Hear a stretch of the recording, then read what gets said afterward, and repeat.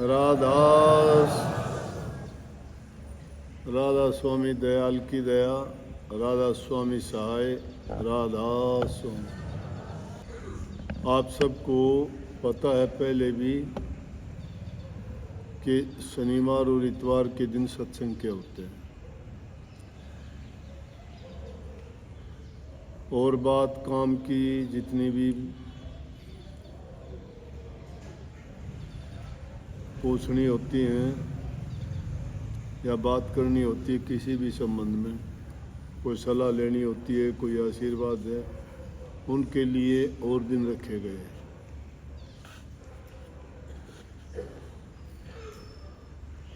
शब्द आपने सुना, कितनी अच्छी बात शुरू में ही कह दी, पहली लाइन में ही।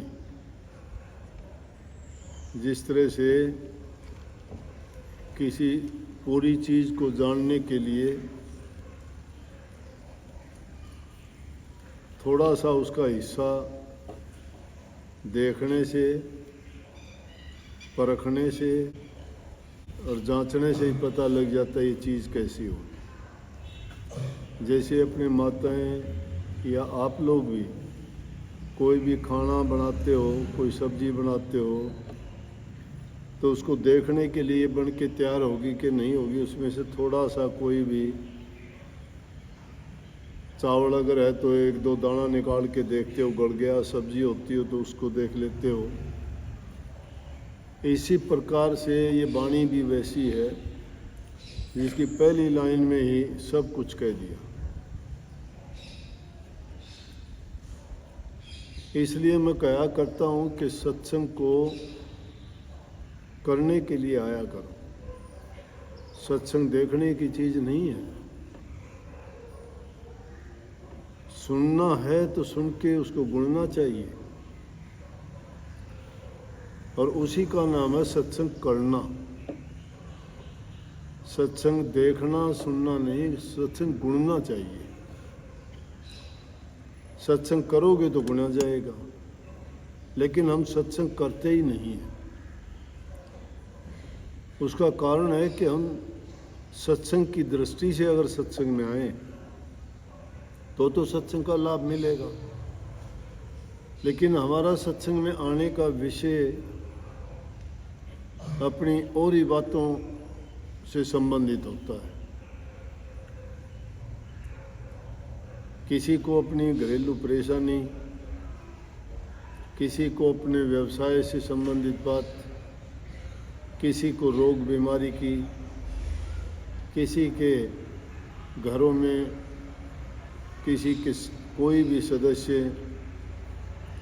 उल्टे सीधे काम करता है, लड़ाई झगड़ा कर लेता है, तो उन चीज़ों को लेके आते हो, या कोई झगड़े मुकदमे के लिए, तो इंसान के दिमाग में वही चीज़ चलती रहती है। लेकिन सत्संग में अगर आओगे ना, तो सत्संग में आओगे तो अपने मन को सत्संग की ओर लगाओ। जैसे वाणी में इसमें कही थी ना कि सतगुरु ने मेरे ऊपर जादू जोर किया।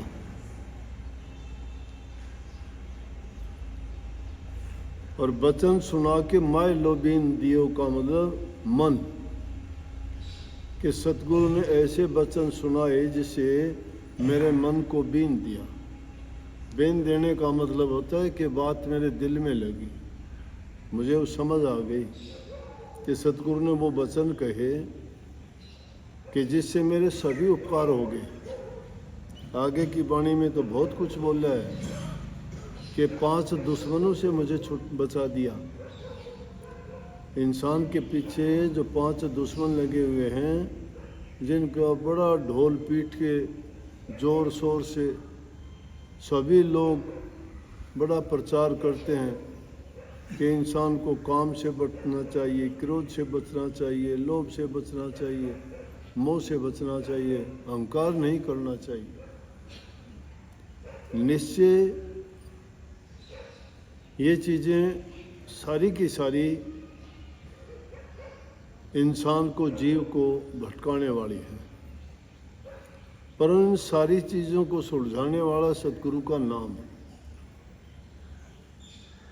उस नाम की शर्त है, उस नाम के लिए नियम है, और वो नियम सबको पता है कि उसके हित के हैं, उसका फायदा करेंगे। लेकिन फिर भी हमारी अपनी खुद की जो चीज़ें वो सर्वोपरि रहती हैं, चाहे वो हमें पता भी है और उनसे रोज़ाना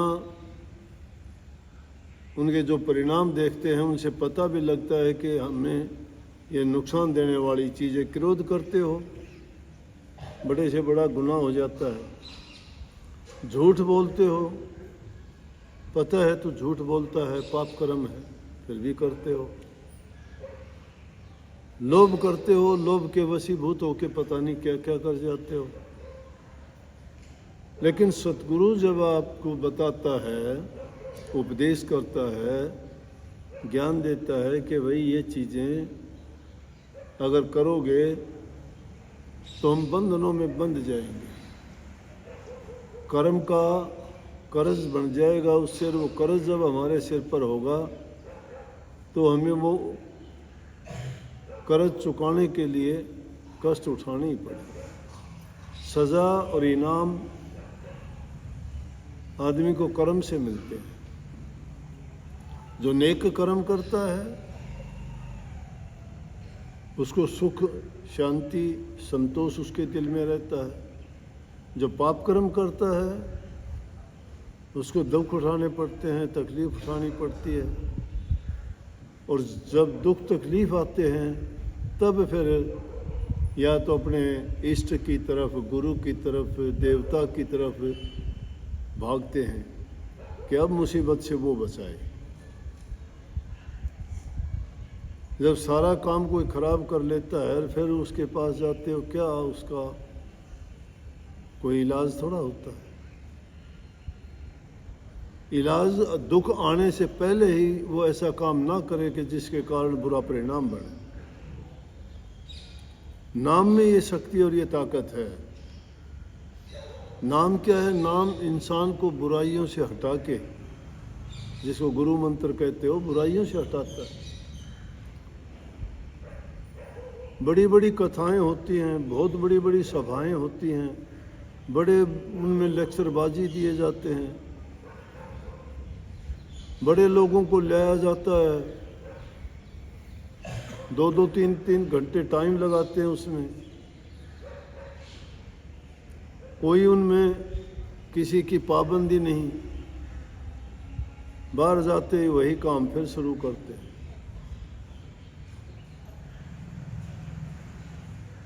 मंदिरों में रोजाना जाते हो, पूजा पाठ करते हो, आरतियां उतारते हो, प्रसाद चढ़ाते हो, मत्थे रगड़ते हो, मन्नत मांगते हो। मन बदला? कर्म बदले? सोच बदली? नहीं बदली। क्यों नहीं बदली? जिनके पास गए थे उन्होंने बोल के कहा ही नहीं, अपने मन से गए थे, मन में ही सोच के आगे। जिंदा मूर्ति के पास जाओगे वो तुम्हारे दोष बता देगा कि तेरा ये दोष है, ऐसा ना किया कर। इसलिए सतगुरु को हाजिर नाजिर जिंदा राम कहते हैं कि वो जिंदा राम है। पत्थर की मूर्तियों के पास जाके मुर्दा है, वो मुर्दा से मांगते हो, मुर्दे आपको देंगे क्या? मुर्दा देता है क्या? आस्था है तुम्हारी, पूज्य हैं वो, याद करने लायक हैं, उनके आदर्श थे, उन आदर्शों का पालन करो। वो जिन नियमों पर चले थे उन नियमों पर तुम चलो तो वो तुम्हारे लिए जिंदा है।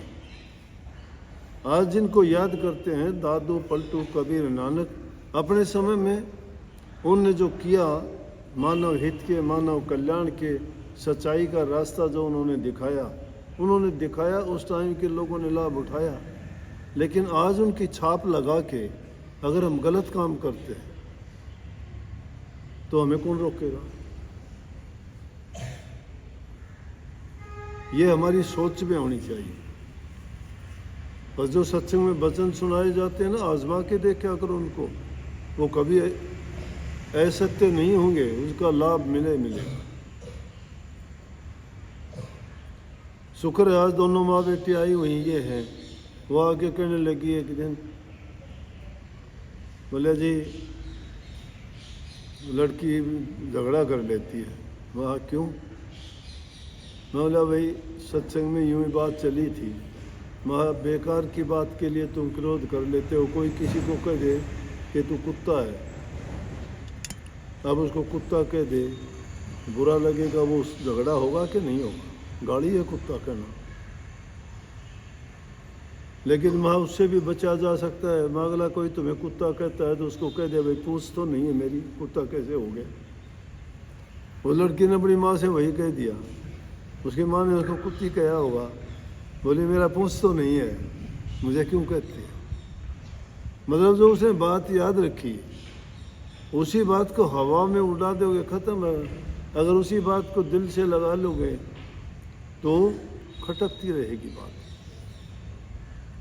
तो अच्छा वचन भी गुरु का इसी तरह से खटकता रहना चाहिए दिल में, और ज़रूरत के टाइम उसको प्रयोग करके देखो कि जो बात बताई थी, तब उसका सत्य असत्य का निर्णय होगा।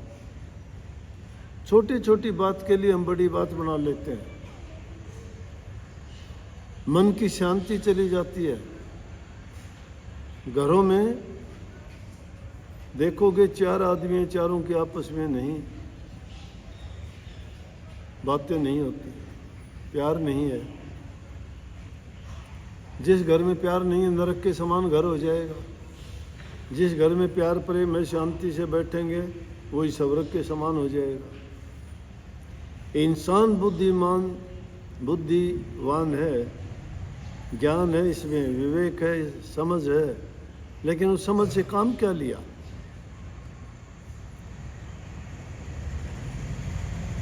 कौवा बहुत सियाना होता है, लेकिन गंदगी में ही जाके बैठता है।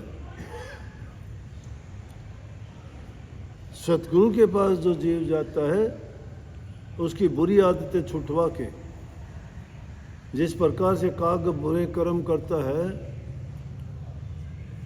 और हंस किसी को परेशान नहीं करता, तो संतों ने तुलना की है कि उस काग व्यक्ति को छुटवा के गुरु हंस के समान बना देता है। हंस ना किसी जीव को सताता है, देखने में सुंदर लगता है, ना वो दूसरे के पक्षियों को किसी भी रूप में जो कौवा कर्म करता है वह नहीं करता। तो हम सत्संग में आते हैं, फिर भी हमारा सुधार नहीं होता। घर में जाते ही वही बर्ताव, वही व्यवहार, वही झूठ, वही निंदा, वही चुगली। इन बातों को जब तक आप नहीं त्यागते हो, तब तक प्रभु भक्ति के लायक नहीं हो। इसीलिए आप लोग आके जो कहते हो मेरा ध्यान नहीं लगता, मेरा सुमन नहीं होता, मेरे से भजन नहीं होता, मैं ध्यान में बैठ नहीं सकता, तो नहीं बैठेगा। अगर उसमें मन में शांति होनी चाहिए। मन में शांति है नहीं। मन में अशांति का कारण क्या है कि हम किसी बात को नहीं मानते। सबसे बड़ा धर्म यही है कि घर में जिस हालात में हो, उस हालात में भी आदमी संयम रखता है, सूझबूझ से काम लेता है, प्रेम का रास्ता नहीं छोड़ता है, कभी दुख नहीं होगा। लिखवा के लिए, जिस घर में टोटा, गरीबी, दुख, बीमारी होगी ना, वो भी चली जाएगी, आपसी तालमेल और प्यार होगा। लेकिन जिस घर में लड़ाई झगड़ा होना शुरू हो जाओ, यूँ सोच लो कि उस घर में सबसे पहले तो लक्ष्मी भागेगी, टोटा आ जाए, अशांति होगी। और जिसमें ज़्यादा ये दिक्कत होती है, उनमें तो और बड़े बड़े काम हो जाते हैं। या तो किसी की मौत हो जाएगी, कोई न कोई अनहोनी बात जरूर हो जाएगी। इसीलिए बुजुर्ग आदमियों ने अनुभव जिन्होंने किया, उन्होंने कहा कि भाई शांति का फल मीठा होता है। सब्र करके देखोगे, शांति करोगे, कबीर साहब का शब्द है, साधो सबर बड़ा हथियार रखेगा कोई सूरमा, कि सबर बहुत बड़ा हथियार है, लेकिन उसको कोई सूरमा योद्धा को कहते हैं, ताकतवर को कहते हैं। कोई सूरमा होगा, सूरमा वही होता है जो किसी चीज को काबू कर ले। हम सूरमा शारीरिक बल की जरूरत नहीं है, हमारे अंदर बल होना चाहिए आत्मबल। आत्मबल आत्मविश्वास से जागता है, और आत्मविश्वास गुरु के वचन से पैदा होता है। अपने आप को जब तक हम नहीं जानते हैं कि हम क्या है, शारीरिक बल तो क्या है, क्या काम आएगा वो। आत्मिक बल जिस इंसान का होगा वो उसको बड़ी से बड़ी मुश्किल से भी निकाल लेगा। और जो आत्मबल त्याग देता है, हार जाता है, इसीलिए कहे कि मन के जीते जीत और मन के हारे हार। जो इंसान मन से हार जाता है ना, वो कभी सफल नहीं होता। और जो इसके इरादे मजबूत होते हैं वो कभी भी किसी चीज से हार नहीं मानता है, और वो एक दिन सफलता जरूर प्राप्त कर लेता है। इन छोटी छोटी बातों के लिए घरों में झगड़ा कर लेते हो, सास बहू का झगड़ा होता है, भाई भाई का झगड़ा होता है, पड़ोसी के साथ झगड़ा करते हो। जीवन के बारे में सोचते नहीं, जिंदगी है कितने दिन की। सब जानते हैं कि कोई कुछ साथ लेके, सबसे किसी से बात करके देखो, सब बड़े भाषण देंगे, क्या साथ जाता है, सब यहीं रह जाएगा, लेकिन वो सब के लिए झगड़ा करते हैं। यहीं रह जाएगा, उसी के लिए झगड़ा करते हैं। कहने को कहते हैं लेकिन करने को नहीं करते। करो, ये बात सोच लिया करो। छोटी सी बात के लिए रोजाना अखबारों में, टेलीविजन में क्या क्या देखते हैं। छोटी मोटी बात के लिए झगड़े होते हैं, झगड़े में क्या उनकी लड़ाई होती है, लड़ाई में एक दूसरे को मार देते हैं। एक दूसरे को जब मारते हैं, मारने वाला कितने दिन सुख पाता है, क्या मिलेगा उसको, जिसकी जिंदगी जेड़ में कटेगी। अगर वो आराम से रहे, अगर किसी ने कह दिया, महापुरुषों की तो वाणी है कि कहने वाला अगर कह के चले गया तो कह के चला जाने तो क्या गया। कबीर साहब कहते को कह जान दे, गुरु की सीख तू ले।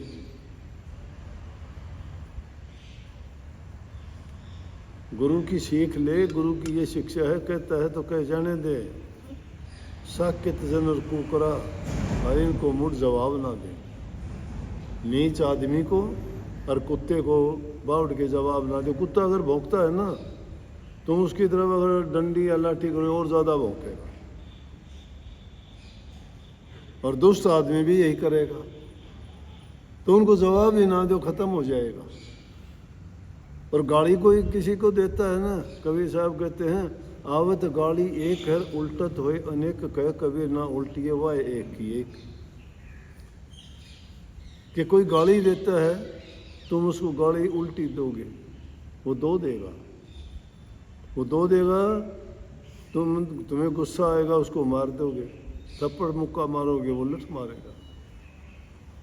मारेगा, तुम भी कोई ना कोई चीज मारोगे, वही हो गया। छोटी सी बात का बतंगड़ बन जाता है, पीढ़ियों तक की दुश्मनी बन जाती है। जिंदगी इंसान की कितनी कीमती है, सोचा करो। शांति से जियो।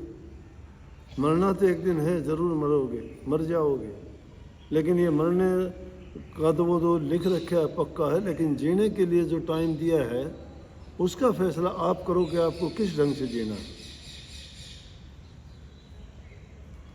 परमात्मा ने सब कुछ बख्शा है, फिर उसका आप आनंद क्यों नहीं लेते। अच्छी सुंदर शरीर दिया, बड़ी अच्छी आंखें दी, प्रकृति के नज़ारे देखते हो, जबान दी है, गाने के टाइम गाया करो, बोलने के टाइम बोला करो, लेकिन कड़वा मत बोलो, बुरा मत बोलो। बहुत बुरा बोलना बुरा है। तन से, मन से, वचन से, कर्म से पवित्र रहो। तन से सेवा किया करो, किसी की करो, किसी का दिल खुश कर दोगे तुम्हें आशीर्वाद देगा, तुम्हें अच्छा करने की आदत बढ़ जाएगी। मन में कोई बुरा ख्यालात मत सोचो, जो इंसान सोचता है वैसा कर्म भी करता है। फालतू सोचने से क्या मिलेगा? सोचता है वैसा इंसान करने की कोशिश करता है, सफल होता है या नहीं होता वो अलग बात है, लेकिन अच्छा सोचो। सोचता बुरा करने वाला भी बहुत है, उसके लिए कितना दिमाग लड़ाता है कि मुझे अगर चोरी करनी है तो कैसे करूँगा, रात के टाइम उठूँगा, छिप के जाऊँगा, देखूँगा, दाव लगाऊँगा। सोचता है, बहुत सोचता है, किस टाइम चोरी करूँ, कैसे करूँ, किस ढंग से करूँ। और अच्छा करने वाला है वो अच्छा करता है, उसके लिए अगर अच्छा सोचे उसका परिणाम अच्छा होगा। ना किसी से चोरी करनी, ना छिपना, और उसका परिणाम भी सुख दोगा, दुख देने वाला नहीं होगा। इंसान सोच जो रखता है मन में वो बाहर आ जाती है। कर्म को अच्छा बनाने के लिए अपनी सोच को बदलना पड़ेगा, और जब सोच अच्छी हो जाएगी, आप अच्छा शरीर से अच्छा करते हो, जबान से मीठा बोलते हो। अपने शास्त्रों में तो 3 तरीके से ही बताया जीव का कल्याण। तुलसी संसार में 3 चीज है सार, मीठा बोलो, नीवा चरण करना पर उपकार। मीठा बोलो, नीचा होके चलो, कुछ नहीं घसता। किसी ने कुछ कह दिया ना, 2 मिनट की बात है, एक छोटा सा वचन आग लगा देगा। एक छोटे से वचन ने ऐसी आग लगाई थी, कुरुक्षेत्र का मैदान देखो क्या हाल हुआ। ये लूट खसूट करने वाले, रिश्वतखोरी करने वाले, चोर बाजारी करने वाले, छीना झपटी करने वाले क्या साथ लेके जाते हैं बताओ? सिकंदर जैसा तो कोई धनवान भी नहीं था, पूरी दुनिया को लूट के खजाने के खजाने भर लिए, लेकिन उसको भी अंत टाइम में ये समझ आई कि मैंने बहुत गलत किया, और वो एक संदेश छोड़ के गया। मरते वक्त जनाजा जब निकालने लगे तो उसी सिकंदर ने कहा कि मेरे हाथ जनाजे से बाहर लटका देना, बाहर नहीं निकालना, लटका देना, ताकि देखने वाले ये कहें कि सिकंदर खाली हाथ जा रहा है। जिसने कितने लोगों को मारा, कितने औरतों को विधवा किया, कितने बच्चों को उसने बिना माँ बाप का बढ़ा दिया, और इतना जुल्म और पाप उसने किस चीज़ के लिए, इस लूट खसूट के लिए किया, जो सब कभी यहीं छोड़ के गए।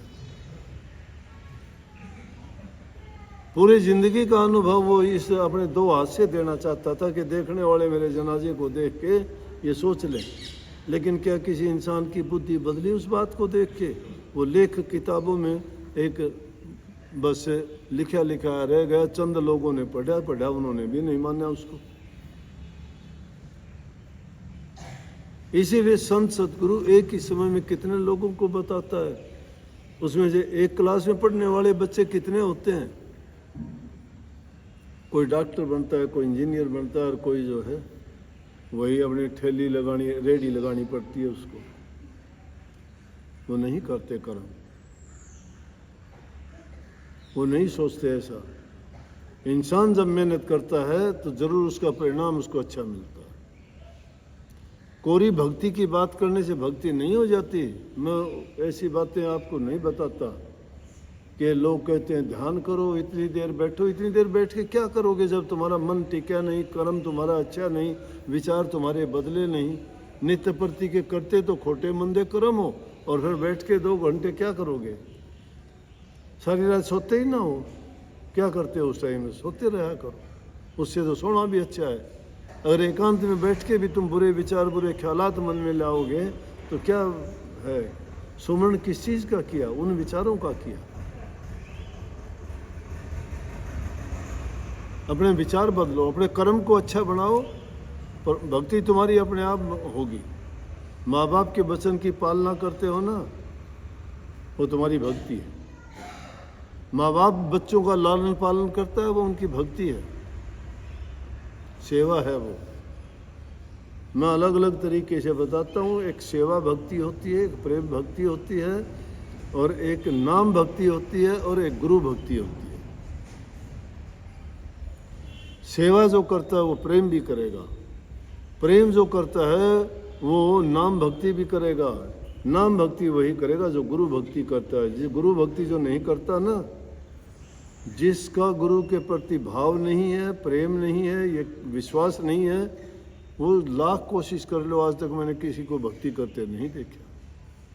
स्वार्थी लोग आपको बहुत मिल जाएंगे, बात बनाने वाले बहुत मिल जाएंगे, लेकिन मैं रमी आदमी मिलना बड़ा कठिन है। भक्ति प्रेम से होती है। ये जिनके नाम लेते हो ना, उनके काम देखो, उन्होंने गुरु की सेवा करी, भक्ति को जाना ही नहीं, लेकिन भक्ति जानी उन्होंने ही। उनको पता था कि मैं अगर ये काम करूँगा मुझे सब कुछ मिलेगा। जिसकी भक्ति करते हो सब कुछ देता है। एक नौकर किसी की नौकरी करता है, वो तनख्वाह पाता है महीने वाले दिन। किसान खेती की ज़मीन की भक्ति करता है, वो अनाज पाता है उससे।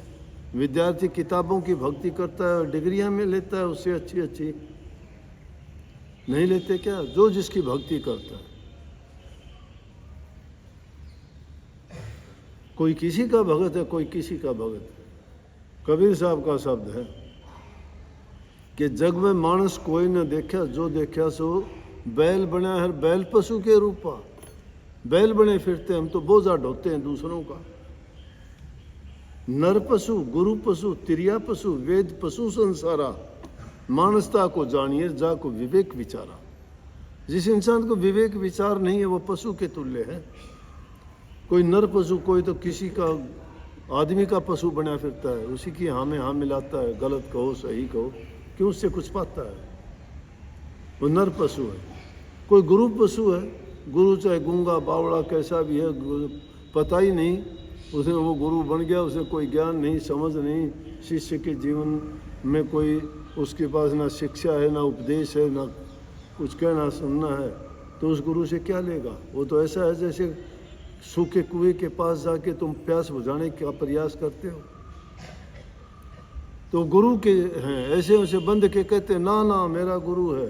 शास्त्रों की बात सुन ली कि गुरु को छोड़ के कहीं नहीं जाना चाहिए। अरे गुरु ऐसा गुरु के गुरु गुरु सब विश्व पुकारे, गुरु सो जो भरम निवारे नहीं सो गुरु कैसा, मांग धन और जोड़त पैसा। उन गुरुओं का क्या करोगे? गुरु गुरु में भेद है, गुरु गुरु में भाव सोई सतगुरु बंद। ये जो शब्द बतावे दाओ, जो शब्द बतावे दाओ, शब्द का भेद जो नहीं जानता कैसा गुरु है वो? इन गुरुओं ने बर्बाद कर दिया लोगों को, और वो बंद जाते हैं बेचारे। फिर वो गुरु पशु हो गए, गुरु के पशु बन गए। गुरु कहता है भाई झूठ सही गलत कैसा भी हो।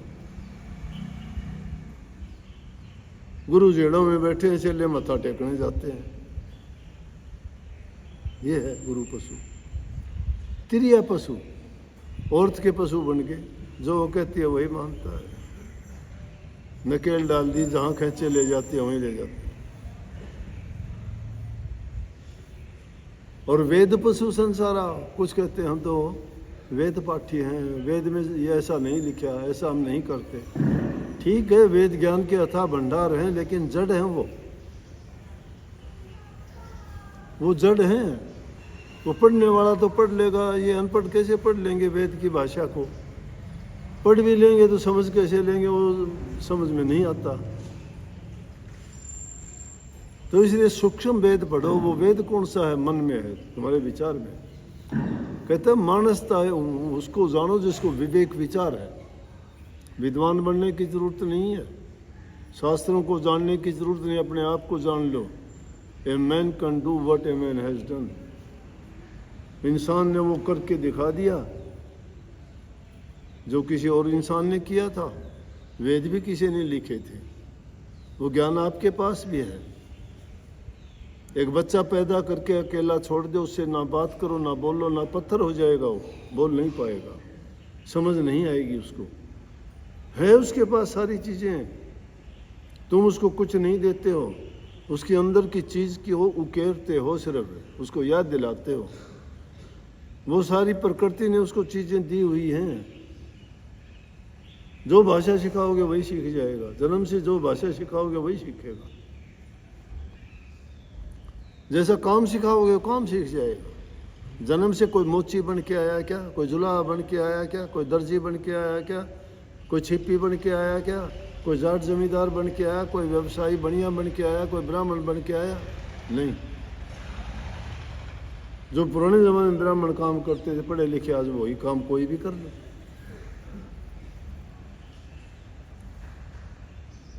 पुराने ज़माने में 4 जातियों में, जो 4 वर्ण में जो बटे हुए थे, अपने समाज 4 वर्ण में बटा था, ब्राह्मण, वैश्य, क्षत्रिय और शूद्र। ऊंचा दर्जा ब्राह्मणों का होता था। यज्ञ हवन करना, पढ़ना, पढ़ाना, पूजा पाठ करना, धार्मिक काम जितने भी थे ब्राह्मणों के जिम्मे थे। लेकिन ब्राह्मण भी पवित्र होते थे, वेद पाठी होते थे, शास्त्र के अनुसार कार्य करते थे, पूजा पाठ करते थे, मन से पवित्र से। लेकिन आज वो ज़माना नहीं रहा। ब्राह्मण की परिभाषा ये है कि ब्राह्मण से जो ब्रह्म पहचान है, ब्रह्म को कोई भी पहचान लो, जाति से कोई बड़ा नहीं होता, कर्म से बड़ा छोटा होता है। इसलिए कर्म बनाओ, कर्म संवारो, कर्म अच्छे करो, सब अच्छा होगा। जो इंसान कर्म अच्छे नहीं करता है ना, वो कभी सुखी नहीं रह सकता। जो माँ बाप की अवज्ञा करता है, उनकी आज्ञा नहीं मानता, वो कभी सुखी नहीं रह सकता। जो सास ससुर की सेवा नहीं करती हो ना तुम, तो तुम्हें कभी सुख नहीं मिलेगा। क्योंकि आदमी जो कर्म करता है उसको वैसा ही नतीजा भी भोगना पड़ता है। अच्छे काम करो, अच्छे काम का परिणाम हमेशा अच्छा होता है। सबको बहुत बहुत आशीर्वाद। राधा स्वामी।